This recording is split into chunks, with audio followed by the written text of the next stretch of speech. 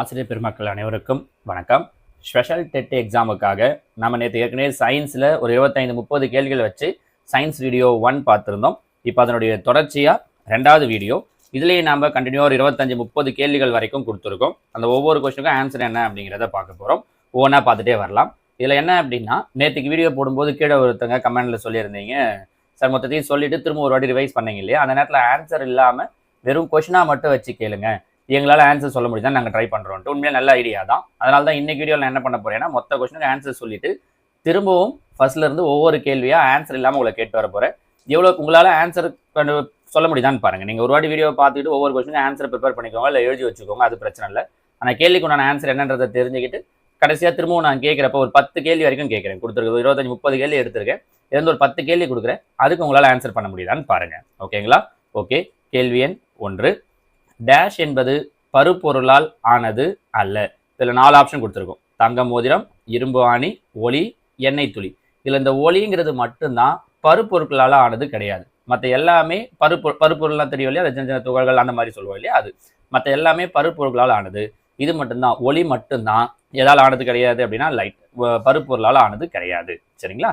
2வது கேள்வி. 400 மில்லி கொள்ளளவு கொண்ட ஒரு கிண்ணத்தில் 200 மில்லி நீர் ஊற்றப்படுகிறது. இப்பொழுது நீரின் பருமன் என்ன அப்படின்னு கொஸ்டின் கேட்டிருக்கோம். 400 மில்லி கொள்ளளவு கொண்ட கிண்ணம், அதில் நீர் நம்ம எவ்வளோதான் ஊற்றுறோம்னா 200 மில்லி தான். பருமன் அப்படிங்கிறது அந்த கன அளவு. அப்போ எவ்வளோ லிட்டர் நீர் ஊற்றிருக்கோமோ அதுதான் அதோடைய பருமனாக இருக்கும். அப்போ 200 மில்லி தான். பாத்திரத்தோட கொள்ளளவு எவ்வளோ இருந்தாலும் பிரச்சனை இல்லை. 400 மில்லி இல்லை, 500, 600, 800 எது இருந்தாலும் சரி. இங்கே அவங்க கேட்கறது நீரோட பருமன். அப்போ நீரோட பருமன் என்னவா தான் இருக்கும் அப்படின்னா அதே 200 மில்லியாக தான் இருக்கும். ஓகேங்களா? 3வது கேள்வி. தர்பூசணி பழத்தில் உள்ள விதைகளை டேஷ் முறையில் நீக்கலாம். தர்பூசணி பழத்தில் இருக்கிற விதைகளை எந்த முறையில் நீக்கலாம் அப்படின்னா, நம்ம 2 விதங்கள் சொல்லலாம். ஒன்று கைகளால் தெரிந்தெடுத்தல், இன்னொன்று வடிகட்டுதல். காந்த பிரிப்போ தெளிய வைத்து இருத்தலோலாம் இந்த இடத்துல கிடையாது. நம்ம தர்பூசணி பழத்திலோட விதைகளை எந்த முறையிலேருந்து நீக்கலாம் அப்படின்னா கைகளால் தெரிந்தெடுத்தல் முறையிலேயே நீக்கலாம். ஓகேங்களா? அடுத்ததான் 4வது கேள்வி. அரிசி மற்றும் பருப்புகளில் கலந்துள்ள லேசான மாசு பொருட்களை டேஷ் முறையில் நீக்கலாம். எந்த முறையில் அப்படின்னா புடைத்தல் முறையில் நீக்கலாம். ஓகேங்களா? அடுத்த கேள்வி. தூற்றுதல் என்ற செயலை நிகழ்த்த பின் வருவனவற்றுள் டேஷ் அவசியமாகிறது. தூற்றுதல் செயலை செய்யறதுக்கு எது அவசியம் அப்படின்னு பார்த்தோம்னா காற்று அவசியமாகிறது. ஓகேங்களா? 6வது கேள்வி.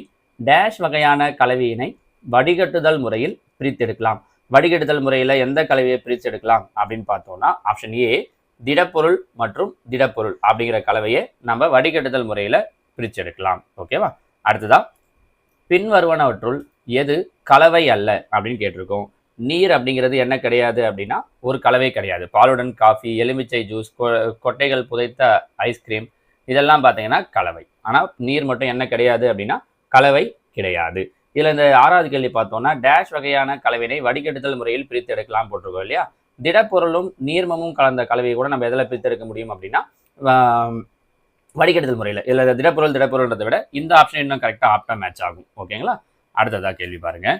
மிக குறைவான தட்பவெப்ப நிலையில் காணப்படும் வாயு நிலை போன்ற பருப்பொருளின் நிலை டேஷ் எனப்படும். வாயு நிலை போன்ற பருப்பொருள் நிலை நம்ம என்னன்னு சொல்லுவோம் அப்படின்னா போஸ் ஐன்ஸ்டீன் சுருக்கம் அப்படின்னு சொல்லுவோம். என்னன்னு சொல்லுவோம்?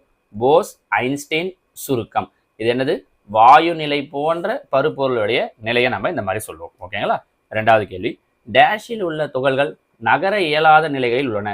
எதில் அப்படின்னா திண்மங்களில். திண்மங்களில் இருக்கக்கூடிய துகள்கள் நகர இயலாத நிலையில் இருக்கின்றன. ஓகேங்களா? அடுத்ததான் 3வது கேள்வி. பால் என்பது ஒரு டேஷ். பால் அப்படிங்கிறத நம்ம என்னன்னு சொல்லுவோம் அப்படின்னா கலவை அப்படின்னு சொல்லுவோம். பாலுங்கிறது என்ன? தனிமம் கிடையாது, சேர்மம் கிடையாது, தூய பொருளும் கிடையாது. அது ஒரு கலவை. ஓகேங்களா? 4வது. தானியங்களை அவற்றின் தாவர தண்டிலிருந்து பிரிக்க பயன்படும் முறை. தானியங்களை அதோட தாவர தண்டிலிருந்து எந்த முறையில் பிரித்தெடுப்போம் அப்படின்னா கதிரெடுத்தல். நெல் கதிரெடுத்தல் சொல்லுவோம் இல்லைங்களா, அந்த மாதிரி. அடுத்த கேள்வி. இரும்பு துகள் கொண்ட கலவையை பிரிக்க எந்த முறை பயன்படும் அப்படின்னா காந்த பிரிப்பு முறை. கரெக்டாக? ஏன்னா காந்த பிரிப்பு முறையில் பிரிக்கிறப்ப ஈஸியாக அந்த இரும்பு துகள்கள்லாம் பிரிஞ்சிடும். அதனால. அடுத்ததாக பாருங்க. குளம் டேஷ் வாழிடத்திற்கு உதாரணம். எந்த வாழிடத்திற்கு அப்படின்னா நன்னீர் வாழிடத்திற்கு. குளம் நன்னீர் வாழிடத்திற்கு ஒரு உதாரணம். அடுத்த கேள்வி. இலைத்துளையின் முக்கிய வேலை. இலைத்துளையுடைய முக்கிய வேலை என்ன அப்படின்னா நீராவி போக்கு தான் இலைத்துளையுடைய முக்கிய வேலை. 3வது கேள்வி. நீரை உறிஞ்சும் பகுதி, நீரை எது உறிஞ்சும் நமக்கு நல்லாவே தெரியும். நீரை உறிஞ்சக்கூடிய பகுதி எது அப்படின்னா வேர். 4வது கேள்வி, நீர் வாழ் தாவரங்களின் வாழிடம். இது ஒரு பாருங்களேன், நம்ம எட்டுக்கால் பூச்சிக்கு எத்தனை கால்ன்ற மாதிரி தான் இது. நீர்வாழ் தாவரங்களுடைய வாழிடம் எது? நீர் தான். கரெக்டுங்களா? அடுத்த கேள்வி, பீட்ரூட் தாவரம் தான் தயாரித்த உணவை டேஷில் சேமிக்கிறது. இதெல்லாம் நமக்கு முக்கியமான கேள்விகள். என்ன அப்படின்னா எங்கே சேமிக்குது, அந்த சேமித்தலுடைய வகையை பற்றியெல்லாம் கேட்கும்போதெல்லாம் கேட்கலாம். பீட்ரூட் தாவரம் எங்கே சேமிக்குது தான் தயாரித்த உணவை அப்படின்னா வேர்ல. ஓகேங்களா? அடுத்து 2வது, மா டேஷ் வகை தாவரத்திற்கு உதாரணம். மா வந்து எந்த வகை தாவரத்துக்கு உதாரணம் அப்படின்னா மூடிய விதை தாவரத்திற்கு ஓர் உதாரணம். ஓகேங்களா? 3வது கேள்வி, அக்டோபர் முதல் மாதம் டேஷ் கிழமை உலக வாழிட நாளாகும். அக்டோபர் மாதத்தில் வரக்கூடிய முதல் திங்கட்கிழமை பார்த்தீங்க அப்படின்னா என்ன தினமாக கொண்டாடுவாங்க அப்படின்னா உலக வாழிட நாள். இதை ஞாபகம் வச்சுக்கோங்க, கொண்டாடுவாங்க. ஓகேவா? 4வது கேள்வி, இனிப்பு பட்டாணியில் டேஷ் பற்று கம்பிகளாக மாறியுள்ளது. எது அப்படின்னா சிற்றிலைகள். சிற்றிலைகள் தான் இனிப்பு பட்டாணியில் பற்று கம்பியாக மாறி இருக்கு. அடுத்தது 5வது கேள்வி, சோற்று கற்றாழையின் வாழிடம். நமக்கு நல்லாவே தெரியும். சோற்று கற்றாழை எங்கே வாழும் அப்படின்னா பாலைவனத்தில் வாழும். ஸோ வாழிடம் அதோட பாலைவனம். ஓகேங்களா? அடுத்ததாக பாருங்க, யூக்ளினா டேஷ் மூலம் இடப்பெயர்ச்சி செய்கிறது. யூக்ளினா எதன் மூலம் இடப்பெயர்ச்சி செய்கிறது அப்படின்னா கசையடைகள் மூலமாக இடப்பெயர்ச்சி செய்கிறது. 2வது கேள்வி, மீனின் சுவாச உறுப்பு டேஷ் ஆகும். மீனோட சுவாச உறுப்பு எது சொல்லுவாங்க அப்படின்னா செவல்களை சொல்லுவாங்க. மீனுடைய சுவாச உறுப்பு செவல்கள். டேஷ் என்பது பல செல் உயிரி ஆகும். இதில் கொடுத்துருக்கிறதுல கீழே கொடுத்துருக்கிறதுல எது பல செல் உயிரி அப்படின்னா மீன். ஓகேங்களா? அடுத்ததான், ஒட்டகம் டேஷ் பகுதியில் கொழுப்பை சேமித்து வைக்கிறது. எந்த இடத்துல சேமித்து வைக்கிறது? தன்னுடைய திமில்ல. சரிங்களா? 5வது கேள்வி, டேஷ் உள்ளீடற்ற அல்லது வெற்றிடத்தால் ஆன எலும்புகளை பெற்றவை. எது அப்படின்னு பார்த்தீங்கன்னா பறவைகள். உள்ளீடற்ற அல்லது வெற்றிடத்தால் ஆன எலும்புகளை பெற்றவை எவை அப்படின்னா பறவைகள்.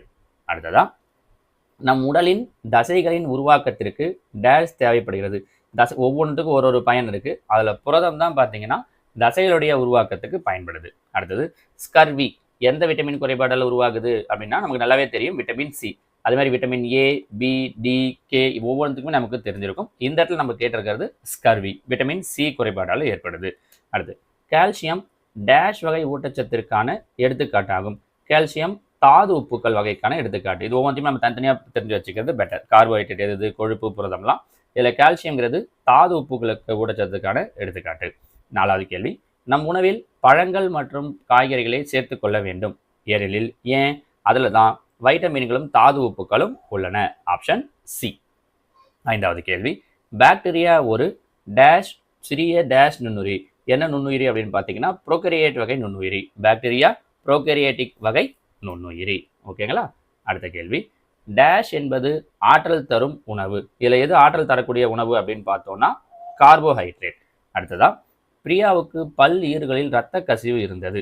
இரத்த கசிவு எந்த விட்டமின் குறைபாட்டால் ஏற்படுது அப்படின்னா இப்போ சொன்னோம் இல்லையா ஸ்கர்வி நோய் அப்படின்னு சொன்னோம் இல்லைங்களா, அந்த ஸ்கர்வி குறைபாடு அப்படிங்கிறது விட்டமின் சி உடைய குறைபாட்டால் ஏற்படக்கூடியது தான் விட்டமின் சி. புரத குறைபாட்டால் ஏற்படும் நோய். புரத குறைபாட்டால் எது ஏற்படும் அப்படின்னா மராஸ்மஸ் ஏற்படும். புரத குறைபாட்டால் வரக்கூடியது மராஸ்மஸ். 4வது கேள்வி, நாம் தினந்தோறும் குறைந்தது டேஷ் லிட்டர்கள் நீரை குடிக்க வேண்டும். குறைஞ்சபட்சம் 2 லிட்டராவது குடிக்கணும். Option D. 5வது கேள்வி, அதிகமான புரதம் உள்ள உணவு. இதில் கொடுத்துருக்கிறதுல எதில் நிறைய புரதம் இருக்குது அப்படின்னு பார்த்தோம்னா சோயாபீன்ஸில் அதிகப்படியான புரதம் இருக்குது. ஓகேங்களா? ஸோ இந்த வீடியோவில் நம்ம பார்க்கக்கூடிய சயின்ஸ் கொஷின்ஸ் இதெல்லாம் தான். நம்ம ஏறக்குறைய ஒரு 25-30 கேள்விகள் இருக்குது. அதில் நான் உங்களுக்கு சொல்லியிருப்பேன். இப்போ என்ன பண்ணுறேன் அப்படின்னா இப்போ சொன்ன இந்த எல்லா கேள்விகள்ல இருந்தும் ஒரு 5 கேள்விகள் மட்டும் நான் உங்களை கேட்குறேன். அதுக்கு உங்களுக்கு ஆன்சர் பண்ண முடியுதான்னு பாருங்கள். ஓகேங்களா? என்னோட முதல் கேள்வி, டேஷில் உள்ள துகள்கள் நகர இயலாத நிலையில் உள்ளன. இது என்னோட முதல் கேள்வி. இதுக்கு ஆன்சர் என்ன வரும்ன்றதை கீழே கமெண்ட்ல சொல்லுங்க. 2வது கேள்வி, இரும்பு துகள் கொண்ட கலவையை பிரிக்க டேஷ் முறை பயன்படுகிறது. அதுக்கு என்ன வரும் அப்படிங்கிறத சொல்லுங்க. அது 2வது கேள்வி. 3வது கேள்வி, அக்டோபர் மாதம் முதல் டேஷ் கிழமை உலக வாழிட நாளாகும். இது 3வது கேள்வி. 4வது, மீனின் சுவாச உறுப்பு டேஷ் ஆகும். இது நான் உங்களுக்கு கொடுக்கக்கூடிய 4வது கேள்வி. மீனின் சுவாச உறுப்பு டேஷ் ஆகும். 5வது கேள்வி, கால்சியம் டேஷ் வகை ஊட்டச்சத்திற்கான எடுத்துக்காட்டு ஆகும். இது 5வது கேள்வி. நம்ம சொல்லிட்டு வந்ததில் இந்த 5 கேள்விக்கு உங்களால் ஆன்சர் சொல்ல முடியுதான்னு பாருங்க. சொல்ல முடியுதுன்னா ரைட். நம்ம இவ்வளோ இப்போ பார்த்த இந்த 25-30 கேள்விகளில் நம்மளால ஓரளவுக்கு ஆன்சரை சொல்ல முடியுது அப்படிங்கிறது தான். இதே தான் நீங்கள் ஒரு முறை ப்ராக்டிஸ் பண்ணும்போதுமே அதுலேருந்து ஒரு 5 கேள்விகள் 6 கேள்விகளை எடுத்துக்கிட்டு உங்களால் ஆன்சர் பண்ண முடியுதான்றதை செக் பண்ணி பாருங்க. ஓகேவா? அடுத்த வீடியோவில் பார்க்குறேன். தேங்க்யூ.